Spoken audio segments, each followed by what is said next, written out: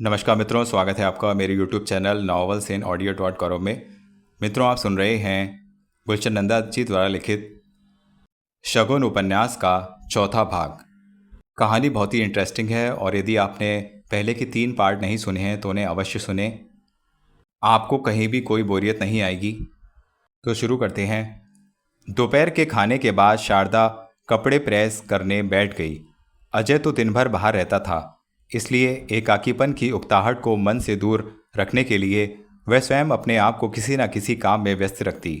वह यह नहीं चाहती थी कि अजय कभी अनुभव करने लगे कि वह अकेली पड़ी बोर होती रहती है, क्योंकि वह भली भांति जानती थी कि उसका मन बहलाने के लिए अजय बीच बीच में समय निकालकर उसके पास चला आया करे या शीघ्र घर लौट आया करे तो अजय के काम में बाधा पड़ेगी।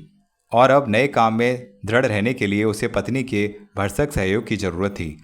बम्बई आए उसको 1 महीने से ऊपर हो चुका था, लेकिन अब तक वह जुहू बीच के अलावा और कहीं भी नहीं गई थी। अजय ने कई बार उसको बम्बई दिखाने का वचन दिया, मगर हर बार कोई ऐसा आवश्यक काम आ पड़ता कि वह वचन फिर किसी आगामी अवसर के लिए स्थगित हो जाता। काम इतना अधिक और जिम्मेदारी का था कि उसे इतवार तक का भी अवकाश नहीं मिलता। इस बार शारदा ने आस पड़ोस के थोड़ी सी जान पहचान पैदा कर ली थी। पड़ोस की कोई औरत कभी कभार उससे मिलने आ जाती, लेकिन वह स्वयं कभी तक किसी के यहाँ नहीं गई थी। बस अजय की छवि मन में बसाए अपने काम में लगी रहती। अपने कलात्मक स्पर्श से उसने कॉटेज को छोटा सा स्वर्ग बना लिया था और इस समय वह अजय की ही कल्पना में खोई उसकी सबसे मनपसंद कमीज पर इस्त्री कर रही थी। अचानक कॉल बेल की आवाज़ सुनकर वह चौंक पड़ी। इस दोपहर में कौन हो सकता है? डाकिए का समय नहीं। अजय इस समय कभी आया नहीं और पड़ोसिन भी प्रायः सुबह या शाम को ही आती हैं। सोचती हुई वह दरवाजे तक चली आई।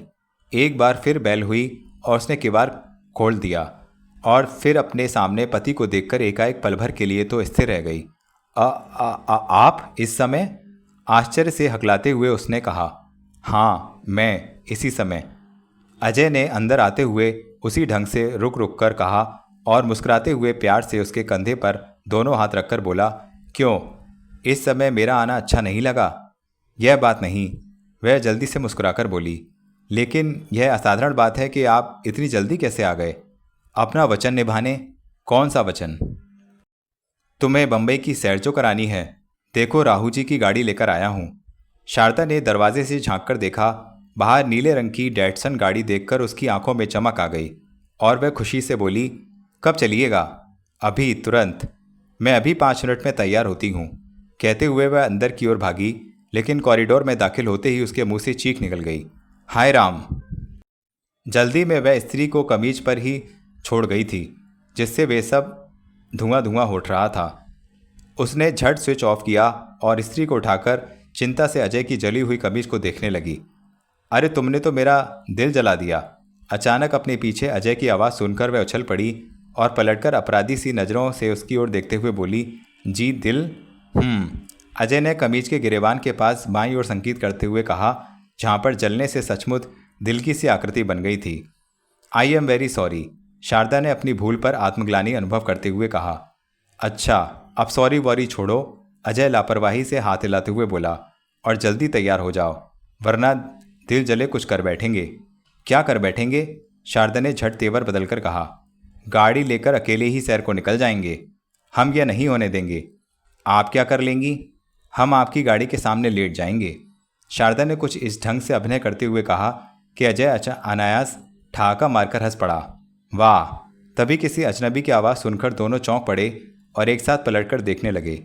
पड़ोस के विश्वास बाबू अंदर दाखिल हुए और शारदा का वाक्य दोहराकर बोले, इसी बात पर मुझे फिल्म विद्यापति का वह दृश्य याद आ गया, जब कृष्ण मथुरा छोड़कर द्वारिका जाने लगे तो राधा उनके रथ के सामने लेट गई और बोली, न जाने दूंगी, न जाने दूंगी।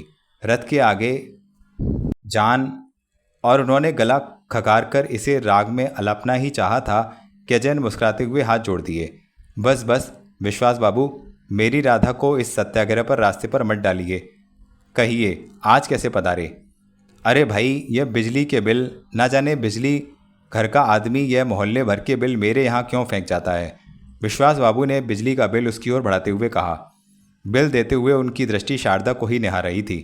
अजय ने बिल को ले लिया और शारदा का परिचय कराते हुए उसको जल्दी तैयार होकर आने को कहा। इससे पहले कि विश्वास बाबू शारदा के सौंदर्य की प्रशंसा करते हुए कोई फिल्मी मुखड़ा याद करके अलापते, शारदा तेजी से अंदर चली गई। आप लोग शायद कहीं बाहर जा रहे हैं? विश्वास बाबू ने लपलपाती नज़रों से शारदा की ओर देखकर पूछा। जी, एक ज़रूरी काम से जाना है, पहले ही देर हो गई है। शिष्टतापूर्वक आपका स्वागत भी नहीं कर पाए, अजय ने पीछा छुड़ाने के लिए कहा। कोई बात नहीं, फिर कभी आराम से आकर बैठेंगे। विश्वास बाबू के चले जाने के बाद अजय ने संतोष की सांस ली और झट बेडरूम की ओर भागा, जहां शारदा अलमारी से अपने और उसके कपड़े निकाल रही थी। शारदा ने उसे देखते ही कहा, भगा दिया पड़ोसी को? मजबूरी थी, डट जाता तो शाम तक पीछा ना छोड़ता। यह है कौन, क्या करता है? एक असफल फिल्मी गीतकार, फिल्मों में तो चला नहीं, बस मिलने वालों को ही फिल्मी गीत सुनाकर अपनी भड़ास निकाल लेता है। अजय ने तौलिया उठाते हुए कहा और बाथरूम की ओर बढ़ने ही लगा था कि शारदा ने बाँह पकड़कर रोक लिया और सामने रखी सीढ़ियों की ओर संकेत करके बोली, कौन सी पहनूं? वह अजय ने एक हल्के रंग की साड़ी की ओर संकेत किया। सोच लीजिए, गाड़ी के रंग से मिक्स हो जाएगी तो वह ब्लैक एंड ऑरेंज सुंदर रहेगी। ओके, लेकिन चलिएगा कहाँ? Hanging garden, Kamla Nehru park, Chowpatty और फिर कहाँ? फिर एक्वेरियम, जहाँ रंग बिरंगी मछलियाँ देखकर तुम खुशी से उछल पड़ोगी। और उसके बाद मरीन ड्राइव की सैर, एक और मीलों दूर तक फैला हुआ समुद्र और दूसरी ओर आसमान को चूमती इमारतें। बम्बई बहुत बड़ा शहर है क्या? उसने गहरी सांस लेते हुए कहा। बहुत ही बड़ा, यूँ समझो जन समुदाय का एक जंगल है। और अगर मैं इस जंगल में कहीं खो गई तो हम तुम्हें ढूंढ निकालेंगे। अजय ने उसके कंधे पर हाथ रख दिया और निकट खींचने का प्रयत्न करने लगा। देखिए, जल्दी से तैयार हो जाइए, शारदा उसकी बाहों में से खिसकती हुए बोली। कहीं विश्वास बाबू फिर अपनी कविता सुनाने लौट आए तो मुश्किल पड़ जाएगी। थोड़ी देर बाद नीली डैटसन कार सड़कों की भीड़ को चीरती हुई जुहू बीच से बम्बई शहर की ओर फर्राटे भर रही थी। अजय के बराबर बैठी शारदा आज अपने काम में एक अनोखा परिवर्तन अनुभव कर रही थी। वह बहुत खुश थी। सड़कों पर उड़ती हुई नीली डैटसन कार वास्तव में राहू जी की ही नहीं थी, बल्कि रूबी की थी, जिसे स्वयं उसने विशेषतः अजय को इसलिए दी थी कि अपनी पत्नी को बम्बई की सैर करा ले, लेकिन ताकीद कर दी थी कि उसकी नई पत्नी को यह क्या न होने पाए कि यह गाड़ी किसकी है। शारदा के मुख पर खुशी की फुलझड़ियाँ देखकर अजय के मन में भी प्रसन्नता की तरंग सी दौड़ गई, लेकिन साथ ही उसकी अंतरात्मा में एक चुभन भी उठ रही थी। इस कार के साथ रूबी का संबंध और उसकी कल्पना उसे कुछ खटकने लगी थी। शारदा के साथ उसके इतना निकट बैठे हुए रूबी का विचार कुछ अजीब सा लग रहा था। जाने क्यों उसके और शारदा के मध्य रूबी की कल्पना एक दीवार सी बन जाती और इस कल्पना को झटक कर उसके मुक्त हो पाना संभव नहीं था। रश्मि तो उसकी कमजोरी थी ही, लेकिन इन दिनों रूबी के असाधारण कोमल व्यवहार से वह बरबस दिन प्रतिदिन उसके दिल के निकट होता चला जा रहा था। यह एक बड़ी विचित्र स्थिति थी। प्रायः इस विचार से वह कांप उठता था कि रूबी से यह नया लगाव उसके और शारदा के जीवन में किसी उलझाव के कारण ना बन जाए।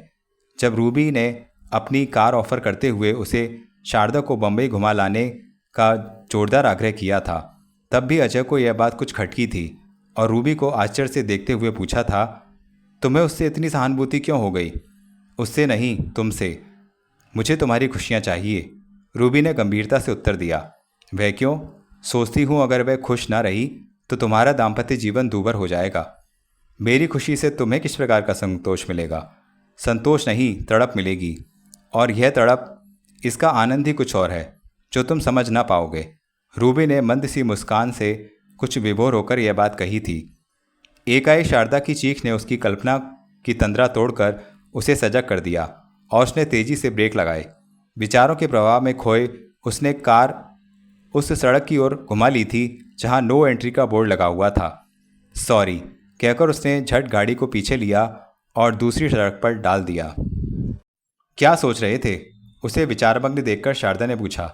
तुम्हारे बारे में। मेरे बारे में मत सोचा करो। क्यों? फिर किसी नो एंट्री वाले मार्ग में घुस गए तो लौटना मुश्किल हो जाएगा। अजय इस वाक्य पर मुस्कुरा पड़ा।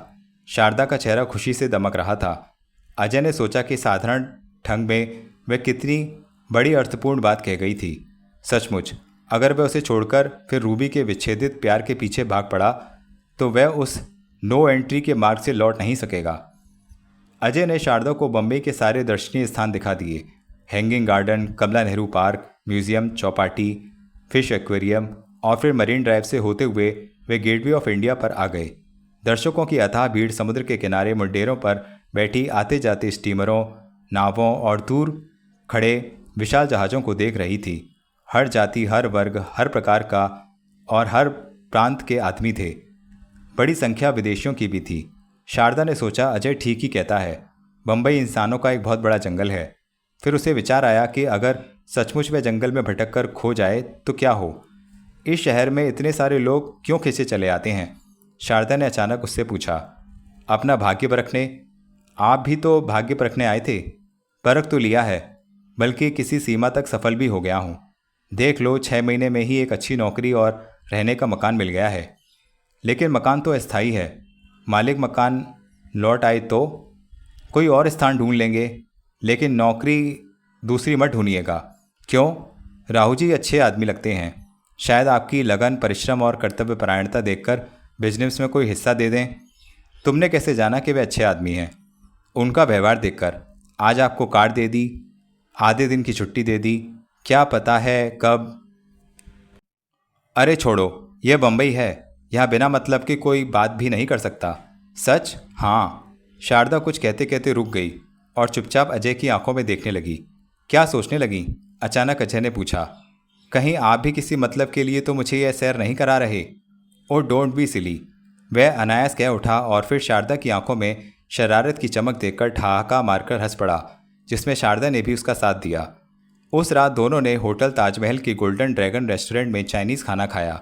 खाने के बाद अजय ने शारदा को होटल का कोना कोना दिखा दिया। फिर कॉफ़ी पीने के लिए वह उसको होटल ओबरॉय के समरकंद रेस्टोरेंट में ले आया, जहां दोनों बड़ी देर तक बिजली की रोशनी में मरीन ड्राइवर का वह जगमग दृश्य देखते रहे जिसे क्वींस नेकलेस की संख्या दी गई है। जब आधी रात को जुहू की ओर लौट रहे थे तो दोनों की आंखों में नींद मंडरा रही थी। दिन भर घूमने फिरने से वे कुछ थक भी गए थे। एक ही शाम में ढेर सारी खुशियां पा लेने के बाद शारदा पति के कंधे पर सिर टिकाकर सुस्ताने का प्रयत्न करने लगी। अजय ने उसे धीरे से झंझोड़ा। थक गई? क्या बातों का भंडार समाप्त हो गया? नींद आ रही है, शारदा ने झुमाई लेकर निद्रालु आवाज में कहा। नहीं डार्लिंग, बातें करती जाओ, वरना मुझे भी नींद आ जाएगी। म्यूजिक लगा लो। तो निकालो अपनी पसंद का कैसेट, वहाँ रखा है डैशबोर्ड में, अजय ने शारदा की ओर बिना देखे हुए कहा। शारदा ने सामने का डैशबोर्ड खोला, लेकिन जैसे ही उसमें रखे कैसेट चुनने लगी वह अचानक ही चौंक पड़ी। कैसेट्स के पीछे लिपस्टिक, परफ्यूम, क्रीम और लेडी कर्चिफ देखकर उसने आश्चर्य से पूछा, यह क्या? अजय रूबी के श्रृंगार के इस सामान को देखकर बौखला सा गया, लेकिन झट ही अपने आप को संभालते हुए बोला, राहु जी के हैं। राहु जी के? क्या यह किसी स्त्री का नाम है? शारदा और भी आश्चर्य में पड़ गई। नहीं, अजय मुस्कुराकर बोला, राहु जी स्त्री नहीं पुरुष हैं, लेकिन जरा रसिक स्वभाव का पुरुष। ओह, कहते हुए वह कैसेट छांटने लगी, लेकिन फिर एक कैसेट पर लगी चिट पढ़कर वह बुरी तरह चौंक कर कह उठी, लेकिन इस कैसेट पर तो आपकी पहली पत्नी का नाम लिखा है। शायद आपने कभी उसे उपहार में दिया था। शारदा ने कैसेट उसकी ओर बढ़ा दिया। लिखा था, to Ruby with love from Ajay. Ajay घबरा सा गया। उसके हाथ स्टीयरिंग पर कांप गए और वह बौखलाकर जल्दी से बोला, बीते दिनों की याद है, छोड़ो, कोई दूसरा लगाओ। बीते दिनों की याद है, यह तो मैं समझ गई, लेकिन रूबी का कैसेट राहु जी की गाड़ी में कैसे आ गया? शारदा ने संदेह भरी आंखों से उसे देखते हुए कहा। शारदा की बात सुनकर अजय सटपटा गया। उसकी समझ में नहीं आ रहा था कि क्या बहाना करे। शारदा इस मौन का कोई और ही अभिप्राय समझते हुए बोली, आपसे तलाक लेने के बाद रूबी कहीं राहु जी के साथ तो? शारदा, अजय ने गुस्से से लाल होते हुए चिल्लाकर पत्नी की बात काट दी। शारदा डरकर सहम गई। अजय से ब्याह होने के बाद आज पहली बार उसने पति को इतने क्रोध में देखा था और वह सकते में उसे देखती रह गई। अजय ने झल्लाए हुए स्वर में कहा, यह मत भूलो कि वह मेरी बच्ची की माँ है। सॉरी, शारदा ने आत्मग्लानि से अनुभव करते हुए कहा। वह कैसेट लगाना भी भूल गई और सीट की पीठ से सिर टिकाकर गहरी चिंता में डूब गई। अजय को लग रहा था जैसे उसकी चोरी करते हुए पकड़ लिया गया हो, लेकिन अपने दिल के इस चोर को वह गंभीरता से पर्दे में छिपाए बैठा रहा और गाड़ी तेजी से जुहू की ओर दौड़ती रही। इसके बाद रास्ते भर दोनों ने कोई बात नहीं की। उनके बीच पूर्ण मौन छाया रहा। उस रात उलझन के कारण शारदा को देर तक नींद नहीं आई। कैसेट पर लिखा टू रूबी विद लव बार बार उसके मस्तिष्क पर उभर कर उसे परेशान करता रहा। फिर स्वयं ही मन की शंकाएं सुलझाते सुलझाते ना जाने कब उसे नींद आ गई। सुबह शारदा की आंख खुली तो उसने देखा अजय उसी की बाह पर सिर रखे सो रहा था। इस समय उसके चेहरे पर बच्चे का सा भोलापन झलक रहा था। करवट बदलकर वह देर तक उसके मासूम चेहरे को देखती रही। रात का सारा संदेश क्षण भर में धूल गया। मन में एक प्यार उबड़ा और उसने अजय का मुंह चूम लिया और शरीर तथा आत्मा की सारी थकान एक ही चुंबन में उतर गई। अजय अभी तक गहरी नींद में सो रहा था। शारदा ने बहुत धीरे से अपनी बाँह उसके सिर के नीचे से सरकाई और नहाने के लिए बाथरूम की ओर चली गई। नहा धोकर जब शारदा बाहर निकली तो अजय अपने बिस्तर में नहीं था। उसने ड्राइंग रूम में जाकर देखा तो वहाँ भी वह नज़र नहीं आया। इतनी सवेरे बिना बताए वह कहाँ जा सकता है। वह कभी असमंजस में ही खड़ी थी कि अजय हाथों में चाय की ट्रे लिए दबे पांव रसोई घर से निकला और उसके पीछे आकर बोला गुड मॉर्निंग। शारदा चौंक कर पलटी और आश्चर्य से बोली यह क्या, सुबह की चाय? सोचा जितनी देर में तुम नहाकर निकलोगी मैं चाय ही बना लूँ। अजय ने मुस्कुराते हुए कहा और ट्रे मेज पर रख दी। यह काम तो मेरा था, कहते हुए शारदा चायदानी में प्यालों में चाय उड़ेलने लगी। आज मेरे हाथ की बनी चाय पियोगी तो नशा ही आ जाएगा। तब तो हम भी एक प्याला पिएंगे। अचानक दरवाजे के पास से आवाज़ आई। आप? दोनों ने एक साथ पलटकर दरवाजे की ओर देखा जहां हाथों में एक बड़ा सा लिफाफा लिए विश्वास खड़ा था। इस समय इन महाशय का आ टपकना दोनों को अप्रिय लगा। शारदा ने बुझी हुई नज़रों से अजय को देखा और तेजी से जाकर एक खाली प्याला और ले आई। अजय ने विश्वास के हाथ में लिफाफा देखकर पूछा कहिए, आज फिर भूल से डाकिया कोई और चिट्ठी आपके यहाँ फेंक गया है? जी नहीं, मैंने स्वयं उससे ले ली थी। रजिस्ट्री थी। कल शायद घर पर कोई नहीं था। जी हाँ, मैं ज़रा मार्केट तक गई थी। शारदा ने झट कहा। तो क्या हुआ, हम जो बैठे हैं, इतना सा काम भी अच्छे पड़ोसियों के लिए ना करें तो धिक्कार है हम पर। कहते हुए उसने लिफाफा अजय को थमा दिया और सोफे पर बिराजते हुए बोला रजिस्ट्री किसी रश्मि के नाम की है, मगर एड्रेस आप ही का है। जी, मेरी बेटी है। शारदा ने चाय का प्याला विश्वास को थमाते हुए अजय को कुछ बोलने से पहले ही कह दिया। आपकी बेटी? उसने आश्चर्य से पूछा। जी, हमारी पंचगनी में पढ़ती है। ओह, मैं कितनी बड़ी गलतफहमी का शिकार था। विश्वास ने चाय का एक लंबा घूंट भरा, जैसे इस जानकारी से उसे बहुत बड़ा आघात पहुंचा हो, और फिर शारदा को ध्यान से देखते हुए बोला मैं तो समझा था आपकी नई नई शादी हुई है। इसी सिचुएशन पर मैंने एक गीत कहा था, सुनिए तो ज़रा अजय बाबू। क्षमा कीजिए विश्वास बाबू, यह कविता आप किसी अवकाश के समय आकर सुनाइएगा। आज मुझे ज़रा जल्दी जाना है, एक ज़रूरी अपॉइंटमेंट है। अजय ने उकता हुए स्वर में कहा। अवकाश तो आज मुझे भी नहीं। विश्वास एक ही घूंट में पूरी चाय गले से उतारते हुए बोला। वास्तव में मेरी भी एक अपॉइंटमेंट है प्रोड्यूसर से, शायद काम बन जाए। यह कहते हुए वह उठ खड़ा हुआ और नमस्कार करके बाहर चला गया। चुगत कहीं का। उसके बाहर निकलते ही अजय ने बुरा सा मुंह बनाते हुए झल्लाकर कहा, समय असमय कोई बहाना लेकर आ टपकता है।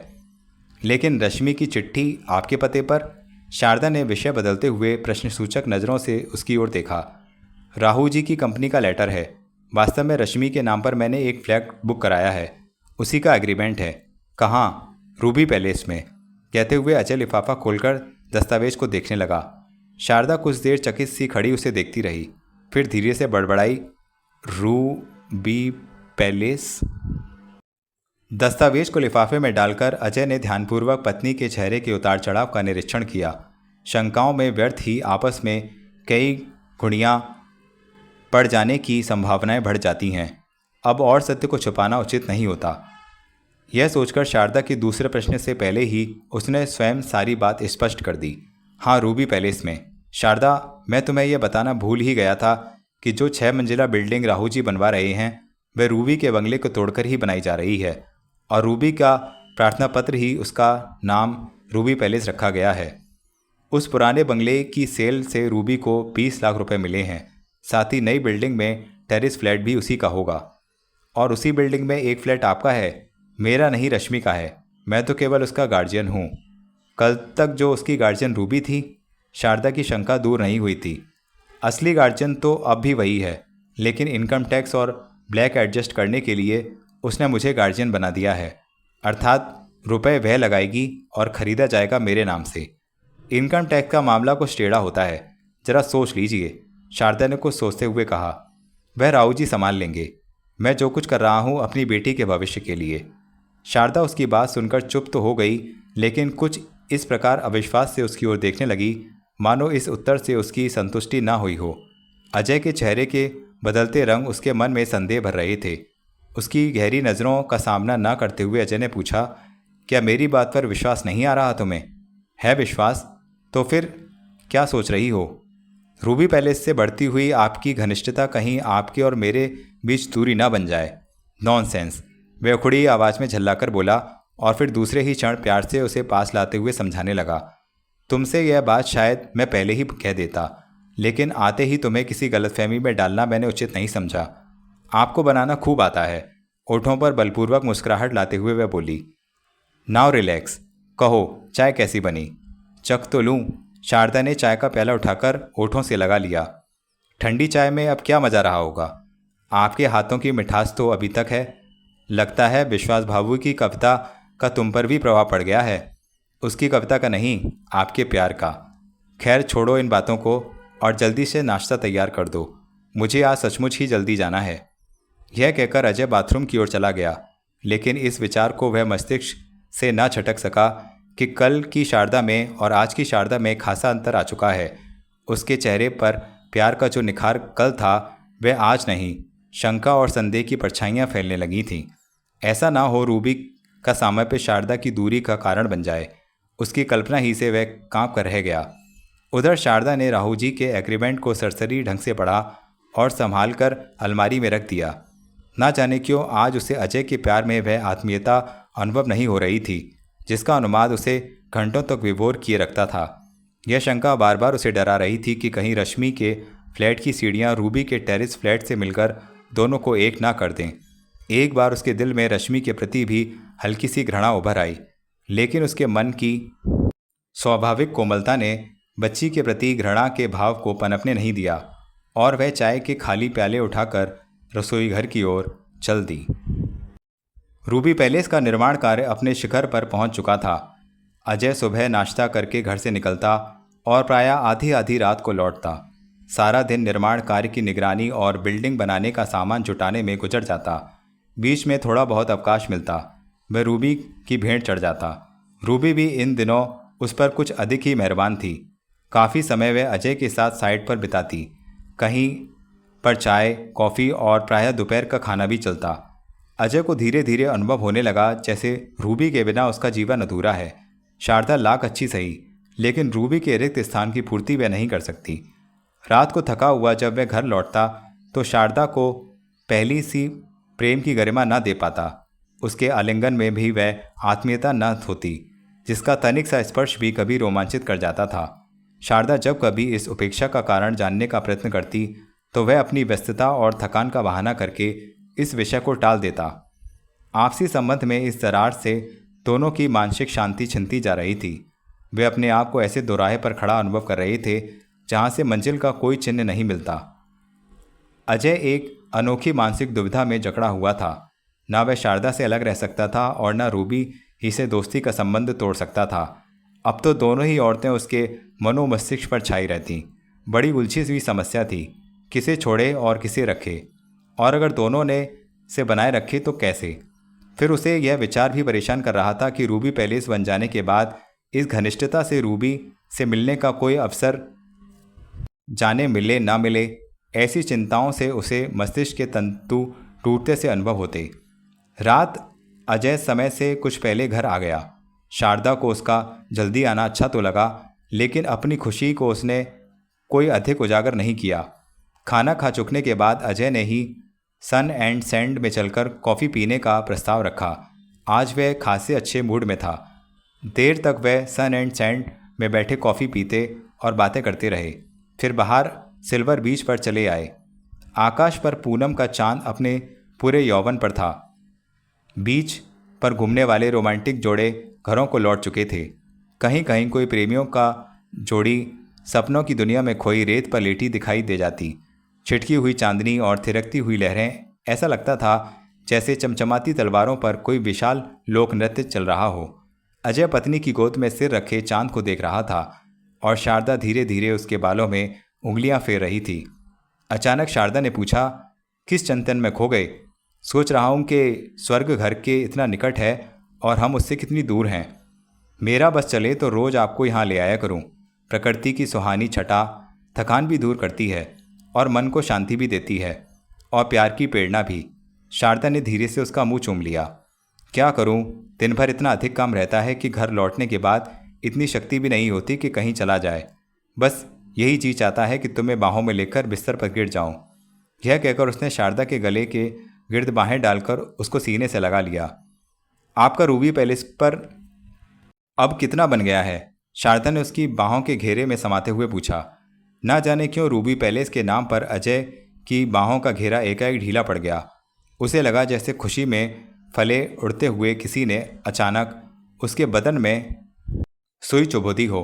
लेकिन जल्दी ही वह संभल गया और बोला, ढांचा खड़ा हो रहा है, कब तक पूरा हो जाएगा? राहु जी दिवाली तक इसे कंप्लीट करना चाहते हैं। क्या बहुत बड़ी कंपनी है आपकी राहु जी कंस्ट्रक्शन? बम्बई की सबसे मालदार और बड़ी। हमेशा समय से पहले ही बिल्डिंग तैयार करके अपने ग्राहकों को दे देते हैं। रूबी भी प्रायः वहाँ आती होगी। प्रायः क्या, लगभग रोज। अजय ने ध्यान से पत्नी को देखा, फिर क्षण भर रुककर बोला, साइट पर चली आती है किसी न किसी बहाने, लेकिन आज वह बेंगलोर गई है 2-4 दिन के लिए। शारदा रूबी के बेंगलोर के प्रोग्राम के बारे में कुछ जानने के लिए उन्मुक्त नहीं थी, इसलिए वह चुप हो गई। लेकिन अजय उसके दिल की तेज धड़कन को भली भांति अनुभव कर रहा था। जब काफ़ी देर वह कुछ न बोली तो अजय ने ही पूछा, क्यों चुप क्यों हो गई?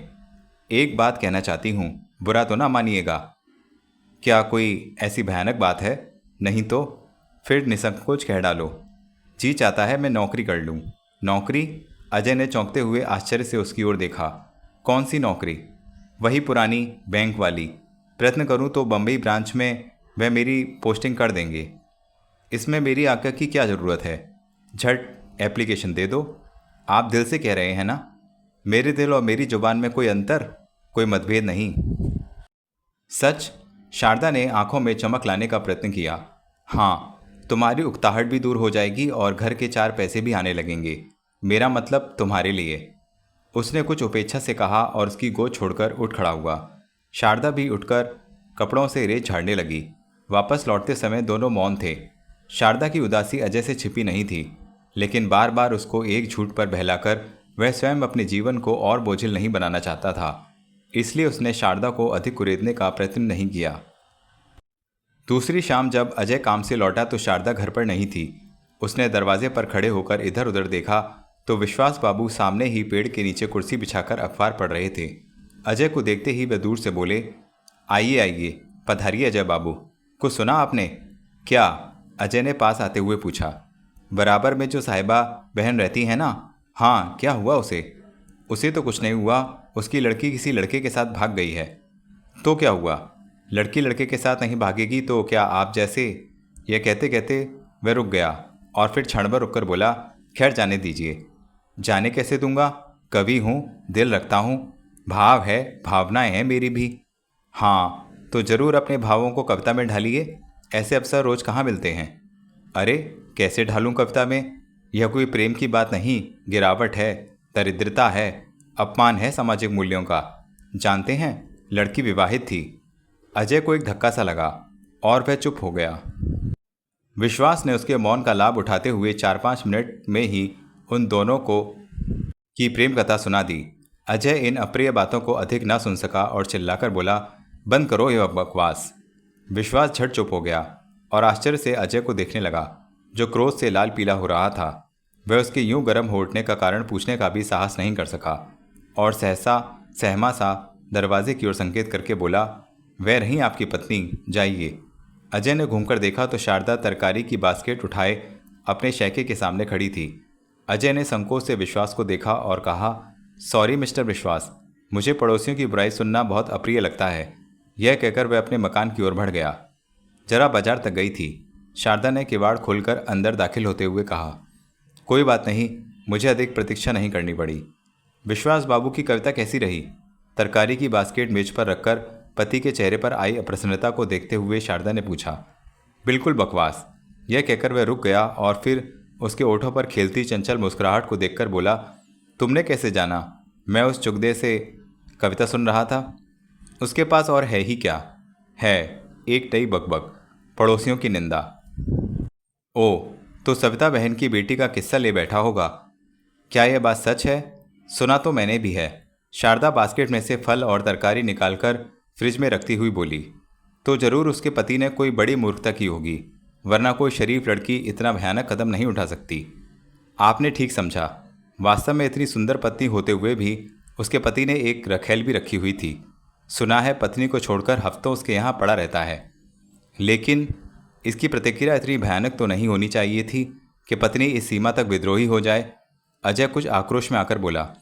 शारदा पलवर ध्यानपूर्वक उसे देखती रही, फिर गंभीरता से बोली, शायद फ्रस्ट्रेट हो गई होगी, लेकिन आपको लहू जलाने की क्या ज़रूरत है?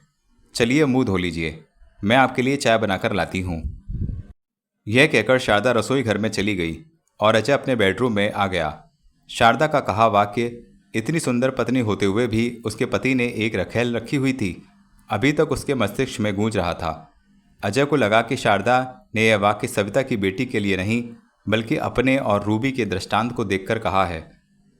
थोड़ी देर बाद चाय पीते समय अजय ने शारदा को बताया कि कल सुबह वह पंचगनी जाएगा रश्मि से मिलने।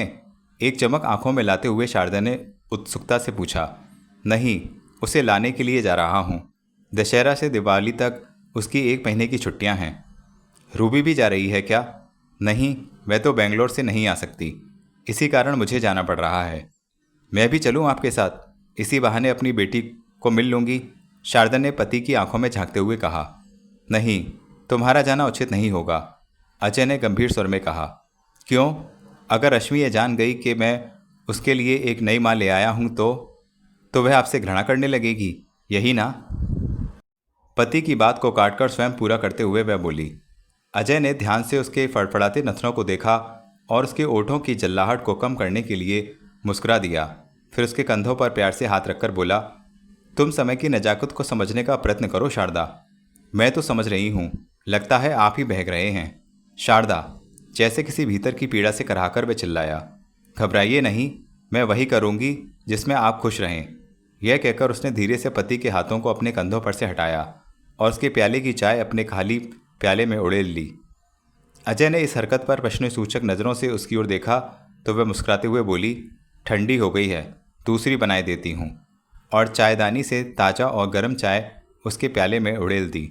शारदा की सूझबूझ तथा उसके अत्यंत कोमल व्यवहार और स्वयं अजय द्वारा उसकी उपेक्षा की अचानक अनुभूति से अजय के मन में एक हुक सी उठी और वह उसे देखता वहीं का वहीं बैठा रह गया।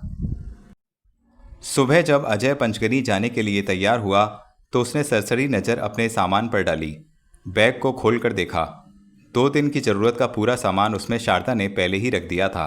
संतुष्टि करके वह बैग की जिप बंद करने ही लगा था कि शारदा ने आकर रोक दिया। अजय ने देखा उसके हाथों में गुलाबी रंग का एक सुंदर स्वेटर था। यह क्या? अजय ने आश्चर्य से पूछा। स्वेटर है, रश्मि के लिए। सोचा था जब मिलेगी तो स्वयं उसे दूंगी। लेकिन तुमने यह कैसे जाना कि गुलाबी रंग उसका मनपसंद रंग है? आप उसके लिए प्राय इसी रंग के कपड़े खरीदते हैं। कहते हुए उसने स्वेटर तय लगाकर बैग में रख दिया। जवाब नहीं तुम्हारी सूझबूझ का, अजय ने बैग की जिप बंद करते हुए कहा। देखिए भूलिएगा नहीं, अपने हाथों से बुना है मैंने इसे। शारदा, तुमने कल की बात का बुरा तो नहीं माना? माना भी हो तो आपका क्या? नहीं शारदा, मुझे गलत ना समझो, मैं बेबस हूँ, तुम नहीं जानती। रूबी थोड़ी संकीर्ण हृदय की औरत है, लेकिन आप तो विशाल हृदय हैं। अच्छा वचन रहा, एक दिन रश्मि को चुपके से तुम्हारे पास मिलाने ले आऊँगा। मैं उस शुभ दिन का इंतज़ार करूँगी। भावुकता से पलकों तक आए आंसुओं को बड़ी मुश्किल से रोकते हुए उसने कहा। अजय ने बैग उठाया और वह मुस्कुराती हुई उसे छोड़ने बाहर के दरवाजे तक आई। दरवाजे के पास एक बार पत्नी को आलिंगन में लेकर उसने प्यार किया और गुड बाय कहते हुए बाहर निकल गया। शारदा दरवाजे पर खड़ी उसे जाते देखती रही। जैसे ही वह गली के नुक्कड़ पर खड़ी टैक्सी में बैठकर रवाना हुआ, उसने दरवाज़ा बंद कर लिया और उसके पीठ टिकाकर खड़ी हो गई। अप्रयत्न करने पर भी वह आंसुओं के सोते को फूटने से ना रोक सकी। रश्मि छुट्टियों में पंचगनी से बम्बई आ गई। उसके आगमन ने अजय के जीवन में एक नई हलचल भर दी। काम से अवकाश पाकर वह रूबी के यहाँ चला जाता और घंटों अपनी बेटी के साथ खेलता रहता। बेटी की हट पर रूबी भी प्रायः उसके साथ होती। उनके संग वह सिनेमा देखने भी गया और खाना खाने होटलों रेस्टोरेंट में भी। रूबी को बाप बेटी के अधिक मेलजोल पर अब कोई आपत्ति भी नहीं थी, बल्कि बेटी को उसकी कमजोरी बनाकर वह उसे और निकट खींचने का प्रयत्न करती रहती। यह सब होने पर भी वह बाप बेटी को अधिक समय तक अकेले में नहीं छोड़ती, क्योंकि यह खटका उसे लगा ही रहता कि अजय कहीं रश्मि को अपनी नई पत्नी से मिलाने न ले जाए। रूबी का यह प्रयत्न काफ़ी सफल रहा, क्योंकि इसी कारण शारदा और अजय के दिलों का फासला कुछ बढ़ता ही चला जा रहा था। अजय जब घर लौटता तो देर तक रश्मि की प्यारी प्यारी बातें पत्नी को सुनाता रहता। बेटी के स्नेह में वह इतना डूब चुका था कि प्रायः शारदा के भावों को भी उपेक्षा कर देता। जब भी वह अजय की बच्ची को एक बार घर लाने का वचन याद दिलाती तो वह उसे टालने के लिए मुस्कुराकर कहता, जल्दी क्या है, जाने से पहले उसे मिला दूंगा। अजय की इस उपेक्षा से शारदा का दिल बुझता जा रहा था। उसने एक बार सोचा भी कि बम्बई के वातावरण और रूबी और अजय के घनिष्ठ मेलजोल के बारे में अशोक भैया को लिख दे, लेकिन किसी अज्ञात डर से ऐसा करने का वह साहस न कर सकी और अशोक को लिखे हर पत्र में झूठ मूठ की खुशियों का ही वर्णन करती रही। आज राहु जी की बेटी की सगाई थी। अजय को मिले निमंत्रण पत्र पर शारदा का भी नाम था, परंतु शारदा ने इस फंक्शन में जाना उचित नहीं समझा। वह भली भांति जानती थी कि इस अवसर पर रूबी का सामना हो गया तो अप्रसन्नता का कोई न कोई कारण अवश्य उत्पन्न हो जाएगा। इसलिए उसने मंगल के उपवास का बहाना करके जाने से इनकार कर दिया। तो अजय ने भी अधिक आग्रह नहीं किया, बल्कि उसके फैसले का समर्थन करते हुए बोला, ठीक है, तुम्हारा उपवास भी है, फिर नए लोग, नया स्थान, शराब की दौर और दौलत का प्रदर्शन, तुम यह सब शायद सहन न कर सको, लेकिन आप तो सहन कर लेते हैं ना। उसने व्यंग से कहा। हाँ, मजबूरी है, उनका नौकर जो ठहरा। काश मेरी मजबूरी को भी कभी आपने अनुभव किया होता, एक दबी सी हूक में शारदा ने कहा। कैसी मजबूरी? चाहिए फिर कभी बताऊंगी। एक बुझी सी मुस्कान उसके ओठों पर उभर आई। अजय इस दबी मुस्कुराहट के पीछे छिपी उसकी पीड़ा से भली भांति परिचित था, लेकिन इस समय वह जानबूझकर अनजान बन गया और जल्दी जल्दी कपड़े बदलने लगा। शारदा ने भी इस समय अपने मन के बोझ को उस पर लादना उचित नहीं समझा और कपड़े पहनने में उसकी सहायता करने लगी। जाने से पहले नित्य नियमानुसार उसने पत्नी के कंधों पर हाथ रखकर जाने की आज्ञा चाही, तो शारदा ने मुस्कुराकर उसे क्षण भर रुकने का कहा और झट ड्रेसिंग टेबल पर रखी परफ्यूम की शीशी उठाकर उसके कपड़ों पर हल्का सा स्प्रे कर दिया। सारा कमरा सुगंध से ऐसे भर गया जैसे एकाएक झूमती हुई बाहर आ गई हो। अजय जब ताजमहल होटल में पहुंचा तो रूबी बड़ी बेचैनी से उसकी राह देख रही थी।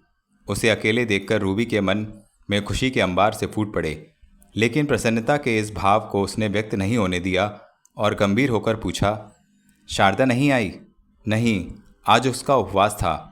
तो क्या हुआ, खाना ना खाती, रौनक तो देख लेती, इसी बहाने मैं भी उससे मिल लेती।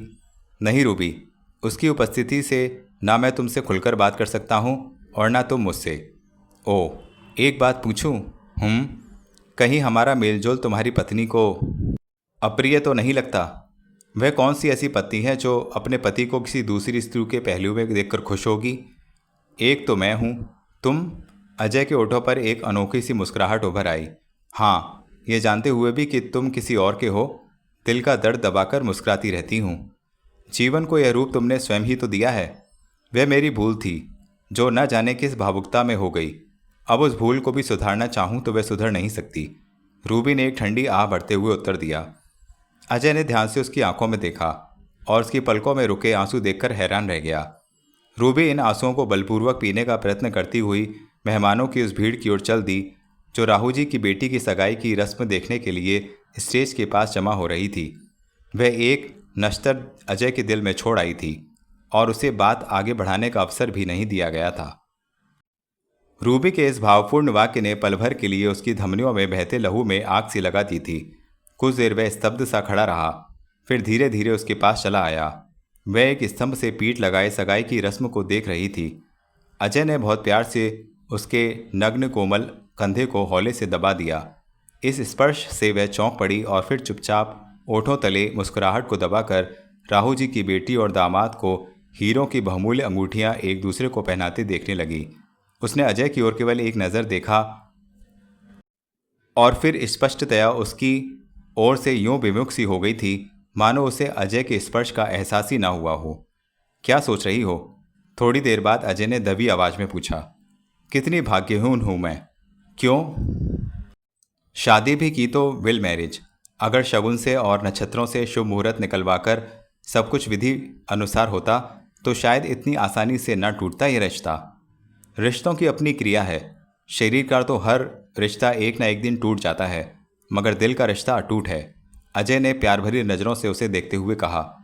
रूबी ने क्षण भर के लिए उनकी आंखों में आंखें डालकर देखा और यह अनुभव करके कि वह संपूर्ण रूप से उसके मनोमस्तिष्क पर छा चुकी है, उसे और भी दीवाना बनाने के लिए वह उससे चिपकाकर खड़ी हो गई। अजय ने अपनी बेचैन उंगलियों से उसके दोनों कंधों को पकड़ते हुए भावुकता से कहा, रूबी, मेरा दिल अब भी तुम्हारा है, लेकिन अगर मैं कहूँ कि मुझे तुम्हारा दिल नहीं शरीर चाहिए तो? रूबी के इस खुले संकेत ने अजय के दिल में सिहरन सी भर दी। वह अभी संभलने भी नहीं पाया था कि बड़े भावपूर्ण ढंग से वह मुस्कुराई और तिरछी नज़रों से उसे देखती हुई उन लोगों में जा खड़ी हुई जो सगाई की रस्म के बाद राहू जी की बेटी और उनके होने वाले दामाद पर फूलों की वर्षा कर रहे थे। अजय ने लपलपाती नज़रों से उसे देखा। तभी शंख ध्वनि हुई और बधाई की हर्षोल्लासपूर्ण आवाज़ों से हॉल गूंज उठा। अजय की इस समय रूबी के सिवा कुछ भी अच्छा नहीं लग रहा था। वह देखना चाहता था तो केवल रूबी को, सुनना चाहता था तो केवल रूबी की रसीली आवाज़। इस भीड़ में सैकड़ों औरतें थीं, सुंदर, नौजवान, तड़क भड़क वाले लिबास पहने हुए, लेकिन अजय की दृष्टि तो केवल एक व्यक्ति विशेष पर जमी थी। रूबी का सुंदर आकर्षक शरीर एक चुंबक के समान उसके रोए रोए को अपनी ओर खींच रहा था। उसके सारे शरीर में एक लावा सा खौलने लगा था। बदन का एक एक स्नायु, एक एक कोष्ठ तनकर टूटता हुआ सा अनुभव हो रहा था। कानों में एक अजीब प्रकार की सनसनाहट सुनाई दे रही थी। रूबी भीड़ में से थोड़ी थोड़ी देर बाद निगाहें उठाकर उसकी ओर देखकर मुस्कुरा देती और फिर जैसे उसकी ओर से बिल्कुल अनजान बन जाती। वह खुश हो रही थी कि लोहा इतना गर्म हो चुका है कि अब उसे जिस सांचे में ढालो उसमें डाल लो। उस रात अजय देर से घर पहुंचा। ताज होटल के बार में उसने विस्की के 3 पैक चढ़ाए। किन किन दोस्तों से बातें की और पार्टी कब समाप्त हुई उसे कुछ भी याद नहीं था। कोई चीज़ अगर उसके मस्तिष्क पर छाई हुई थी तो वह था रूबी का शरीर, उसकी जवानी, उसका सौंदर्य। रूबी ही थोड़ी देर पहले उसको जानकी कुटीर के पास से गुजरने वाली सड़क पर अपनी गाड़ी से उतारकर चली गई थी। शारदा ने बाहर आंगन का दरवाज़ा खोला तो अजय ने देखा अंदर खूब अंधेरा था। केवल बेडरूम में जरा सी दीपक की लौ टिमटिमा रही थी। उसने अंधेरे में आंखें फाड़ कर देखा और पत्नी से पूछा, बिजली को क्या हुआ? चली गई? क्यों? मेन फ्यूज उड़ गया है। तो ठीक करवा लिया होता। सामने ही विश्वास बाबू हैं, पड़ोसियों का काम तो बड़ी लगन से करते हैं। लेकिन रात हो चुकी थी, किसी को बुलाते हुए डर लगा। ओ, तुम्हें डर भी लगता है? वह नशे में झूमता हुआ बोला और बेडरूम की ओर बढ़ गया। हाँ, शारदा उसके साथ आती हुई बोली। लेकिन इस अंधेरे से डर नहीं लगा तुम्हें? नहीं, इसमें रहने की आदत सी पड़ गई है। अजय पत्नी की अर्थपूर्ण बातों को न समझ सका और कमरे में टिमटिमाते हुए प्रकाश को देखने लगा जो बाल गोपाल की मूर्ति के आगे जलती हुई जोत से निकल रहा था। उसने मूर्ति पर नज़र डाली और झट पलटकर शारदा का सहारा लिया।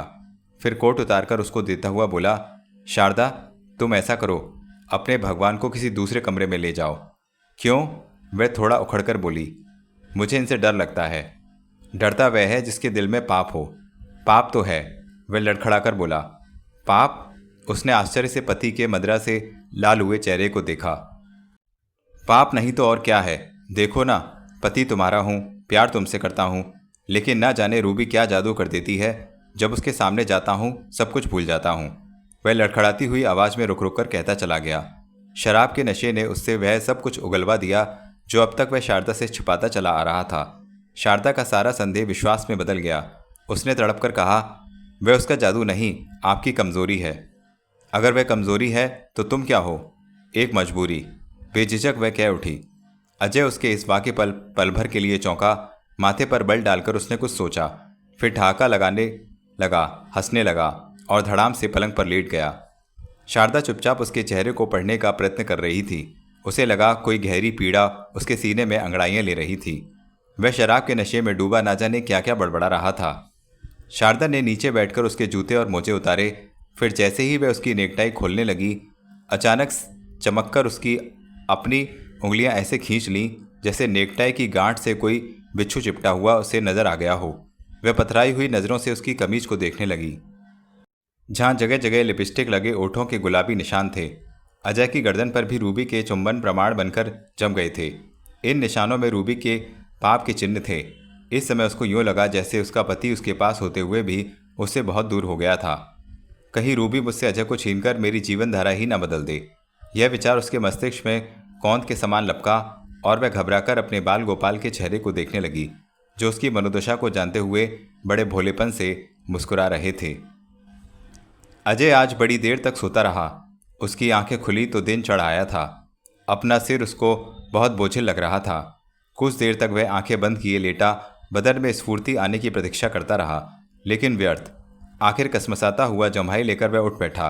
कुछ देर शारदा को काम में व्यस्त देखता रहा, फिर बोला, रात मैंने अधिक पी ली थी क्या?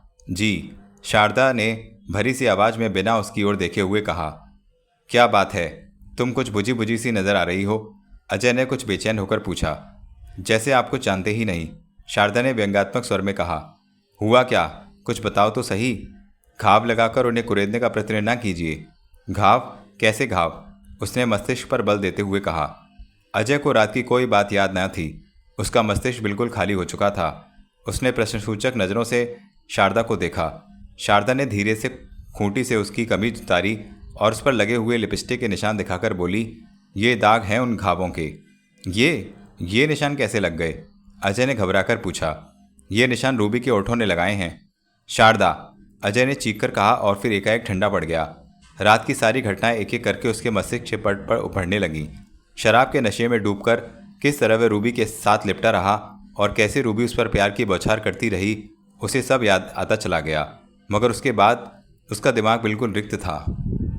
मैं यहाँ कैसे आ गया? जैसे उसने कुछ अनजाने में पूछा। जैसे रोज आया करते थे, शारदा ने कटुता से कहा। फिर आपने वह सब कुछ बयान कर दिया जो होश में होते हुए आप कभी न बताते। शायद नशे में मुझसे कुछ भूल हो गई, अजय ने कुछ आत्मग्लानि से कहा। तो भूल सुधार लीजिए, यह नौकरी छोड़ दीजिए। क्यों? शारदा ने झट एक लिफाफा निकालकर उसके सामने कर दिया। अजय ने आश्चर्य से पूछा, क्या है ये? बैंक का अपॉइंटमेंट लेटर। मेरी एप्लीकेशन स्वीकार हो गई है। 2,500 रुपये की ऑफ़र है। ओह, तो तुम चाहती हो मैं इतनी अच्छी नौकरी छोड़कर तुम्हारा गुलाम बन जाऊं? यह गुलामी आपको रूबी की गुलामी से महंगी नहीं पड़ेगी। Shut up! अजय इस चोट पर चीख पड़ा और झल्लाया हुआ बाथरूम में नहाने के लिए चला गया। उसने जोर से अंदर का दरवाज़ा बंद कर दिया। शारदा कुछ देर दुख भरी नज़रों से बंद दरवाजे को और देखती रही, फिर उसके लिए नाश्ता लगाने लगी। अजय नहाकर बाहर निकला तो उसके मुख से क्षोभ और लाज के मिले जुले भाव झलक रहे थे। उसने चुपचाप जल्दी से नाश्ता किया और कोट उठाकर काम पर जाने के लिए तैयार हो गया। आज उसने पत्नी के कंधों पर प्यार से हाथ रखकर उसे नित्य की तरह जाने की आज्ञा भी नहीं ली। शारदा भी उसे छोड़ने के लिए दरवाजे तक नहीं आई।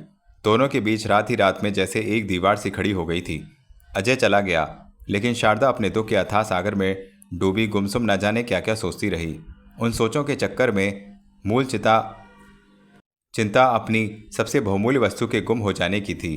वह दूसरी बार लुट गई। क्या उसके जीवन में बार बार बेवफा पतियों के हाथों द्वारा छलना ही लिखा हुआ है? अजय आज देर से दफ्तर पहुंचा। जब वह अपने केबिन में दाखिल हुआ तो रूबी पहले ही से वहां बैठी उसकी प्रतीक्षा कर रही थी। हाय! उसे देखकर वह जबरदस्ती मुस्कुराते हुए बोला, मैं जानती थी आज तुम देर से आओगे। क्यों? रात ना जाने तुम किस मूड में थे, लाख मना करने पर भी पीते चले गए। अजय ने कुर्सी पर बैठते ही अपना ब्रीफकेस मेज पर रखा और अर्थपूर्ण नज़रों से रूबी को देखने लगा। वह ओठों तले मुस्कुराहट को ना रोक सकी और उपहास भरे ढंग से बोली, क्या बात है, आज तुम्हारे चेहरे पर 12 बज रहे हैं? रात का प्रभाव है। ओह, मैंने सोचा शायद सवेरे सवेरे पत्नी ने डांट पिला दी है। तुमने ठीक सोचा है। कमीज पर तुम्हारे लिपस्टिक के निशानों ने तो उसे तड़पा दिया। यह तो होना ही था। एक म्यान में 2 तलवारें टिक सकेंगी? समझ में नहीं आता मैं क्या करूं, वह झल्लाकर बोला। It's too simple. कैसे? दोनों में से एक तलवार को बाहर निकाल फेंकिए। रूबी ने यह बात बड़े सहज जवाब से कह दी और एक सिगरेट निकालकर ओठों से लगा लिया। अजय ने एक गहरी निगाह उस पर डाली। तभी राहु जी के कमरे से उसे फ़ोन पर बुलावा आया। उसने जाने से पहले रूबी का सुलगा हुआ सिगरेट उससे छीन लिया और दो चार लंबे कश खींचकर सिगरेट लौटाता हुआ बोला, कैसे आना हुआ? भूल गए? रश्मि के साथ लंच का प्रोग्राम बना लिया था तुमने। रश्मि कहाँ है? नीचे गाड़ी में। तो उसे ऊपर बुलवा लो, मैं राहु जी से मिलकर आता हूँ। यह कहकर वह तेजी से बाहर निकल गया। रूबी उसकी दीन दशा पर मुस्कुराते हुए सिगरेट के गहरे कश लेने लगी। रूबी पैलेस बनकर लगभग पूरा हो चुका था। अब केवल रंग रोगन का काम बाकी रह गया था, जिसे राहु जी दिवाली से पहले समाप्त करवा देना चाहते थे, ताकि वचनानुसार बिल्डिंग के फ्लैट्स अपने खरीदारों को दे सकें। और यह पूरी जिम्मेदारी उन्होंने अजय को ही सौंप रखी थी। उस क्षेत्र में रूबी पैलेस वास्तव में अति सुंदर और श्रेष्ठ बिल्डिंग थी, राहु जी कंस्ट्रक्शन का गौरवमय प्रतीक। राहु जी चाहते थे कि बांद्रा में बहुत सारी ऐसी अच्छी बिल्डिंगें खड़ी कर दें। वे अजय से बहुत खुश थे और उन्होंने फैसला कर लिया था कि रूबी पैलेस बन चुकने के बाद भी वे अजय को नौकरी से अलग नहीं करेंगे। इसी संबंध में रूबी से बात करने के लिए वे होटल हॉलिडे इन में आए हुए थे और इस समय कॉफ़ी हाउस में बैठे हुए आगे की योजनाओं पर विचार विमर्श कर रहे थे। अजय और रश्मि भी वहीं थे। रश्मि, जो उनकी बातों से बोर हो रही थी, अपने पापा को खींचकर बाहर लॉन में ले गई और स्विमिंग पूल के पास खड़ी होकर पानी में छलांग लगाते और तैरते लोगों को देखने लगी। राहु जी ने जब अजय के चले जाने के बाद रूबी को बताया कि वे अजय को स्थायी रूप से अपने पास रख लेंगे, तो रूबी का चेहरा खुशी से खिल उठा और वह कृतज्ञता भरी नज़रों से उन्हें देखने लगी और फिर उनका हाथ अपने हाथों में लेकर बोली, आपने तो मेरे सीने से एक बोझ उतार दिया। लेकिन अजय हमारे ऊपर कभी बोझ नहीं था। राहु जी ने अजय के काम की प्रशंसा करते हुए कहा, सचमुच वह बहुत परिश्रमी और ईमानदार कर्मचारी है। आप चाहें तो आपके खाते में से उस पर लगाया खर्चा हम अपने ऊपर डाल लें। इस उपकार के लिए मैं आपका बहुत आभारी हूँ, मगर व्यापार में भावनाओं का दखल मैं पसंद नहीं करती। वह तो आपने मेरे लिए किया। मुझे चिंता थी तो केवल इस बात की कि अगर आप उसे छोड़ देते तो बम्बई में इतनी अच्छी नौकरी उसे आसानी से ना मिलती। अब तो मैंने फैसला किया है कि हर बिल्डिंग की सेल पर उसे कुछ कमीशन भी दे दूँ। हमारा क्या जाता है, इनकम टैक्स की जगह किसी परिश्रमी और ईमानदार आदमी का घर भरेगा। राहु जी की इस बात पर रूबी गंभीरता से सोचने लगी। उसे विचार आया कि अगर अपनी कार्यनिष्ठा और परिश्रम से अजय राहु जी के मन में निरंतर घर करता रहा तो वह एक दिन बड़ा आदमी बन जाएगा और इसका श्रेय उसे नहीं, शारदा को पहुंचेगा, जिसने अजय के जीवन में प्रवेश करते ही उसे निहाल कर दिया। वह अपनी नई पत्नी को सौभाग्यशालिनी समझने लगेगा। इसका परिणाम क्या होगा? यही कि उसे उन्नति की सीढ़ियों पर बढ़ाएगी तो वह, और फल भोगेगी शारदा, और अजय उससे दूर हो जाएगा। यह विचार उसे कुछ चिंतित कर गया। उसने शीशे के दरवाजों से बाहर झांककर देखा। अजय रश्मि का हाथ थामे लॉन में घूम रहा था। क्या हुआ रूबी जी? रूबी के मुख पर छाई क्षणभर की मलिनता को ध्यान में देखते हुए राहु जी ने पूछा। रूबी चौंक पड़ी और झट अपने आप को संभालते हुए बोली, अच्छा हुआ आपने हीरो को पहचान तो लिया। एक बात पूछूं? राहु जी ने अपने विशेष व्यापारी ढंग से रूबी की आंखों में देखकर कहा। पूछिए, यह हीरा तुमने क्यों खो दिया? जब अंगूठी में जड़ा हुआ था तो मूल्य नहीं पहचाना, अब खो दिया तो पछता रही हूँ। चाहो तो अब भी अंगूठी में जड़ लो, लॉकेट में लगा लो। राहु जी मुस्कुराते हुए बोले। कैसे? दाम चुकाकर। पैसा बड़े बड़ों का ईमान हिला देता है। राहु जी की बात सुनकर रूबी कुछ कहते हुए हिचकाने लगी तो राहु जी बड़े आत्मविश्वास से बोले, कहो तो मैं सौदा करा दूं।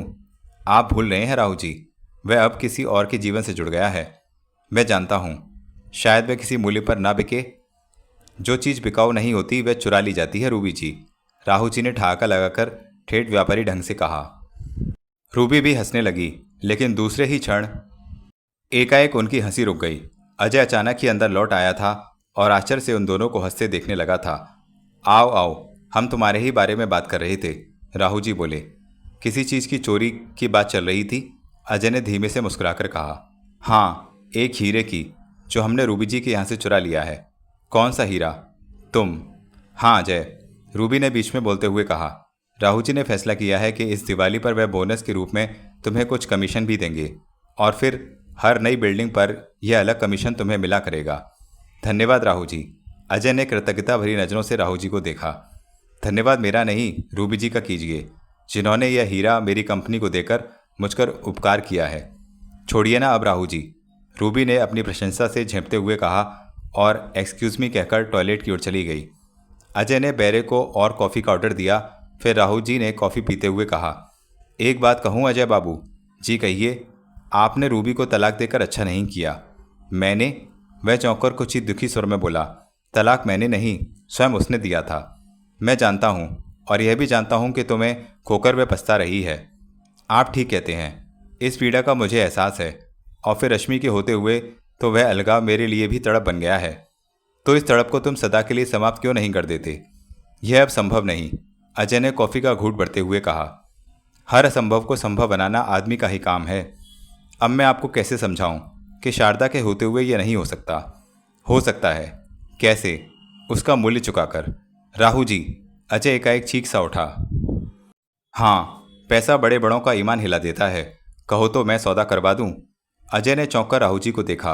उनके चेहरे पर विशेष चमक थी और ओठों पर अर्थपूर्ण मुस्कुराहट। आप जीवन को भी व्यापार समझ रहे हैं? अजय मुस्कुराकर बोला। सच्चाई तो यही है दोस्त, बस कुछ देर के लिए दिल पर पत्थर बांधना पड़ता है। परामर्श के लिए धन्यवाद।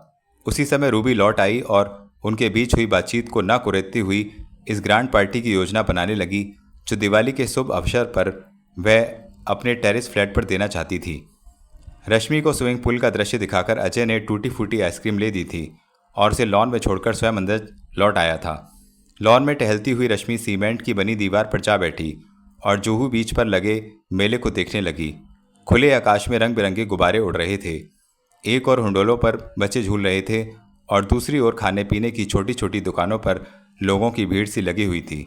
कुछ बच्चे ऊंट पर और तांगे की सवारी करके खुश हो रहे थे और कुछ घुड़सवारी करके जैसे हवा में उड़े जा रहे थे। रश्मि के लिए यह दृश्य होटल के वातावरण से कहीं बढ़कर मनोरंजक थे। उसके कदम स्वयं उस ओर बढ़ने लगे। उसने होटल के बीच की ओर चलने वाले जीने को पार किया और ठंडी रेत पर चलती हुई समुद्र की उन लहरों तक चली आई जो झाग बिखेरती आती और तट को चूमकर लौट जाती। रश्मि थोड़ी देर मौन खड़ी लहरों का खिलवाड़ देखती रही। फिर टहलते टहलते छोटी छोटी दुकानों के सामने से होती हुई उस ठेले के पास जाकर खड़ी हो गई जहाँ ठेले वाला बर्फ के गोले बनाकर बेच रहा था। वह रंदे पर बर्फ की छोटी सिल्ली को रगड़ता और बर्फ के बड़े बड़े गोले बनाकर उन पर लाल गुलाबी पीला शरबत डालकर बच्चों को पकड़ा देता। बच्चों को रंग बिरंगे गोले चूसते देखकर रश्मि के मुंह में पानी भर आया। उसने भी आगे बढ़कर गोले वाले से एक गोला बनाने को कहा। यह लो। ठेले वाले ने लाल रंग का गोला बनाकर उसे थमा दिया। Thank you. रश्मि ने गोला लेकर झट उसे चूसना शुरू कर दिया। लाओ 1 रुपया। ठेले वाले ने दाम के लिए हाथ बढ़ाया। रुपया तो मेरे पास नहीं है। तो फिर गोला क्यों कब से मुंह में रख लिया? गोले वाला कुछ बिगड़कर बोला। बिगड़ते क्यों हो? अभी मेरी मम्मी एक आकर दे देंगी। रश्मि ने त्योरी चढ़ाकर कहा। लो काट लो अपने दाम, किसी महिला ने बीच में कहा और पर्स से 10 रुपये का नोट निकालकर गोले वाले की ओर बढ़ा दिया। रश्मि आश्चर्य से इस अजनबी आंटी को देखने लगी। उसके गोले के दाम चुकाने वाली शारदा थी जो बड़े स्नेह से रश्मि को देख रही थी। खा लो बेटी। शारदा ने ठेले वाले से 9 रुपये वापस लेकर रश्मि की ओर देखा जो बर्फ का लाल गोला हाथ में लिए उसी को देखे जा रही थी। आपने रुपया क्यों दिया? रश्मि ने शारदा से पूछा। मैं तुम्हारी मम्मी समान हूं ना। मेरी अपनी मम्मी होटल में बैठी हैं। उसने भोलेपन से होटल की ओर संकेत किया। और तुम्हारे पापा? वह भी उनके साथ हैं। कोई बात नहीं, जब लौटोगी तो अपनी मम्मी से पैसे दिला देना मुझे। आप भी गोला खाइए, रश्मि ने कहा। तुम कहती हो तो मैं भी खा लेती हूँ। रश्मि को खुश करते हुए शारदा ने भी बर्फ का गोला ले लिया और उसे बच्चों के ही सामान चूसकर खाने लगी। गोला चूसने से रश्मि का मुंह जगह जगह से लाल पीला हो गया था। शारदा को रश्मि का यह रूप बड़ा प्यारा लगा और उसने अनायास झुककर उसका मुंह चूम लिया। रश्मि उसके ओठों पर लगे रंगों को देखकर खिलखिलाकर हंसने लगी। बच्ची की मासूम हंसी ने शारदा के हृदय की फुलवारी में अनगिनत रंगों के भीनी सुगंधों वाले फूल खिला दिए। वह भूल गई कि रश्मि उसकी सौत की बेटी है। बीच पर चहलकदमी करते हुए शारदा की नज़र बड़ी देर पहले ही रश्मि पर पड़ चुकी थी। उसने रश्मि को उस गुलाबी स्वेटर से पहचान लिया था जो उसने स्वयं बुनकर अजय द्वारा उसे पंचगनी भिजवाया था। फिर रश्मि की फ़ोटो भी तो उसके कमरे में कॉर्निस पर रखी हुई थी। शारदा की नज़रें बड़ी देर तक इस बच्ची का पीछा कर रही थीं। उसकी मोहनी सूरत देखते ही वह उससे मिलने के लिए बेचैन हो उठी थी। उसका जी चाह रहा था कि वह लपक कर उसको सीने से लगा ले। अभी तक भरपूर ममता से वह एकटक उसे देखे जा रही थी। अचानक ना जाने क्या हुआ कि उसकी कल्पना में रूबी उभर आई। रश्मि उसकी नहीं, रूबी की बेटी थी। रूबी जो अब भी अजय को उससे दूर करने के भरसक जतन करती रहती है। रूबी के विचार ने उसके मन में उमड़ती ममता का जैसे गला घोंट दिया हो। उसे लगा जैसे उसकी कामनाओं पर सहसा ओस पड़ गया हो। क्या देख रही हैं आप? उसने शारदा को अपनी ओर ध्यान से देखते हुए पूछा। तुम्हारी मोहिनी सूरत कितनी प्यारी है। मम्मी पर गई है ना? अच्छा, तो तुम्हारी मम्मी बहुत सुंदर होंगी। पापा तो यही कहते हैं। तुम्हारे पापा कैसे हैं? मेरी मम्मी से भी अच्छे, मुझे बहुत प्यार करते हैं। मम्मी प्यार नहीं करती क्या? करती हैं, लेकिन डांटती भी रहती हैं। अच्छा, तभी पापा ने पढ़ने के लिए मुझे पंचगनी भिजवा दिया है। ओह, यह स्वेटर बड़ा प्यारा है। शारदा ने अपने बुने हुए स्वेटर को उंगलियों से छूकर कहा। मम्मी ने बनाया है मेरे लिए। यह सुनकर शारदा को एक झटका सा लगा। झट बात बदलकर उसने पूछा, अरे, तुमने अपना नाम तो बताया ही नहीं। रश्मि, रश्मि ने भोलेपन से कहा। बड़ा प्यारा नाम है। अजय मेरे पापा हैं, रूबी मेरी मम्मी। रश्मि ने स्वयं ही दोनों का परिचय दिया और क्षण भर रुककर बोली, आपका क्या नाम है आंटी? शारदा। वह जरा झिझक कर बोली, आपकी कोई बेटी है? नहीं, बेटा तो होगा। तो चलो, कुछ देर के लिए हम आपकी बेटी बन जाते हैं। सच? शारदा की आंखों से खुशी की एक चमक उभरी और उसने रश्मि की बाहों को लेकर चूम लिया और फिर उसको साथ लेकर मेला घुमाने चली गई। रश्मि को पहले उसने झूला झुलाया और फिर उसके आग्रह पर घुड़सवारी के लिए घोड़े पर बिठा दिया। शारदा पहले तो उसे घोड़े पर बिठाते हुए डर रही थी, लेकिन जब रश्मि ने उसे विश्वास दिलाया कि पंचकनी में वह रोज घुड़सवारी करती थी तो वह उसको घोड़े की सैर कराने के लिए सहमत हो गई थी। जब रश्मि घोड़ा दौड़ाने लगी तो घोड़े की हमराह शारदा भी उसके साथ साथ भागने लगी थी। तभी अचानक एक ऊंट उस घोड़े के सामने आ गया। रश्मि ने घोड़े की दिशा बदलनी चाही, मगर घोड़ा बिदक कर खड़ा हो गया। शारदा ने चिल्लाकर घोड़े वाले को उसे तुरंत रोकने के लिए कहा, लेकिन इससे पहले कि घोड़े वाला उसे रोक पाता, रश्मि घोड़े की पीठ पर से उछली और एक चीख के साथ गिर पड़ी। अचानक ही रेत पर पड़े एक बड़े से पत्थर से उसका सिर टकराया। लहू का एक फव्वारा सा फूटा और वह उसी समय मूर्छित हो गई। शारदा के तो जैसे एकाएक प्राण निकल गए। वह चीखती हुई रश्मि की ओर झपटी और उस मूर्छित पड़े देखकर घबराई हुई नज़रों से होटल हॉलीडे इन की ओर देखने लगी, जो वहाँ से कुछ फासले पर था। उसने झट अपना दुपट्टा उतारा और बहते हुए लहू को रोकने के लिए कसकर उसके सिर पर बांध दिया। तब तक लोगों की भीड़ वहाँ इकट्ठी हो गई और दर्शकों की न समाप्त होने वाली बातों की श्रृंखला आरंभ हो गई। क्या बेहोश हो गई? अरे, कितना खून निकल गया। इसे अस्पताल ले चलो ना। गलती घोड़े वाले की थी, नहीं ऊँट वाले की भी। किसकी बच्ची है? मेरी बच्ची है, शारदा चिल्लाई और फिर को सोचकर रश्मि को बाहों में उठाकर वहां एकत्र हुई भीड़ को चीरती हुई जानकी कुटीर वाले शेख की ओर चल पड़ी। शारदा के जाते ही भीड़ छट गई, जैसे कुछ हुआ नहीं था। यह तो बच्ची के घायल हो जाने की घटना थी। इस महानगरी में तो सैकड़ों आदमी एक साथ कुचलकर मर जाएं तो भी आसपास के जीवन की चहल पहल में कोई अंतर नहीं आता। शारदा घायल बच्ची को लिए जब शेख की ओर बढ़ी तो विश्वास बाबू झट उसकी ओर लपके और इससे पहले कि वह शारदा पर प्रश्नों की बौछार करके इस सिचुएशन पर कोई गीत सुनाने लगते, शारदा ने स्वयं ही तुरंत किसी डॉक्टर को बुला लाने की प्रार्थना कर दी। केवल इतना ही कहा, बच्ची घोड़े से गिरकर बेहोश हो गई है, सिर में चोट लगी है। शेख में लाकर उसने रश्मि को बिस्तर पर लेटा दिया और इससे पहले कि अड़ोस पड़ोस की औरतें दुर्घटना के बारे में पूछने आ जाती, उसने सामने कॉर्निस पर रखी रश्मि की तस्वीर को उठाकर अलमारी में रख दिया। फिर फ्रिज से बर्फ निकालकर कपड़े की पोटली सी बनाकर बच्ची के घाव पर रख दी। उधर अजय और रूबी ने जब रश्मि को होटल के लॉन से गुम पाया तो परेशान हो उठे। होटल के आसपास चारों ओर ढूंढते हुए वे लोग उसकी तलाश में जुहू बीच पर आ गए। राहु जी भी उनके साथ ही थे। भीड़ में पूछताछ करते हुए अचानक किसी ने एक बच्ची के घोड़े से गिर जाने की खबर सुनाई तो रूबी चिल्ला उठी, जरूर रश्मि ही होगी वह। कहते हुए वे लोग इधर आ गए जहां घोड़े वाले खड़े थे। बच्ची ने कैसा ड्रेस पहन रखा था? उसी घोड़े वाले ने अजय से पूछा। गुलाबी स्वेटर और नीला फ्रॉक। तो वही है, चोट लगने से वह बेहोश हो गई थी, घोड़े वाले ने कहा। कहाँ है वे लड़की? अजय ने जल्दी से पूछा। उसकी माँ उसी समय उठाकर ले गई थी उसे। माँ? रूबी सकते में खड़ी सी उसे देखने लगी। हाँ माँ, वह सामने ही जानकी कुटीर में। घोड़े वाले ने नारियल के झुंड की ओर संकेत किया। जानकी कुटीर का नाम सुनते ही अजय, राहूजी और रूबी घबराए हुए उधर रवाना हो गए जिधर घोड़े वाले ने संकेत किया था। जानकी कुटीर के अहाते में पहुंचते ही अजय को यह जानने में देर न लगी कि उसकी बेटी उसी के शैक में है। अंदर जाने से पहले वह पल भर के लिए रुका और रूबी को देखने लगा, जिसने उसके शैक को सड़क के किनारे ही से केवल देख रखा था। लेकिन रूबी को इस समय अपनी बेटी के सिवा और किसी बात का होश नहीं था। वे लोग अंदर आए और सीधे बेडरूम की ओर लपके, जहां रश्मि मूर्छित लेटी हुई थी और एक डॉक्टर उस पर झुका हुआ कोई इंजेक्शन लगा रहा था। बेड के पास शारदा, विश्वास और उसकी पड़ोसन सविता बहन और दूसरी कई औरतें खड़ी थीं। कैसी है मेरी बच्ची डॉक्टर साहब? शारदा ने रश्मि के सिर पर हाथ रखते हुए चिंता भरे स्वर में पूछा। डॉक्टर ने उसे मौन रहने का संकेत किया और रश्मि की नाड़ी हाथ में लेकर उसके दिल की धड़कनें गिनने लगा। रूबी, अजय और राहू जी पीछे खड़े चुपचाप रश्मि को देखने लगे, जिसके सिर पर अब पट्टियां बंधी हुई थीं। सब उत्सुकता से डॉक्टर को देखने लगे। रूबी को पहचानने में शारदा को देर नहीं लगी।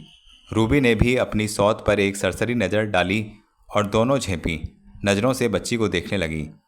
डॉक्टर ने नाड़ी देख चुकने के बाद संतोष की लंबी सांस ली और धीरे से बोला, चिंता की कोई बात नहीं, खतरा टल गया है।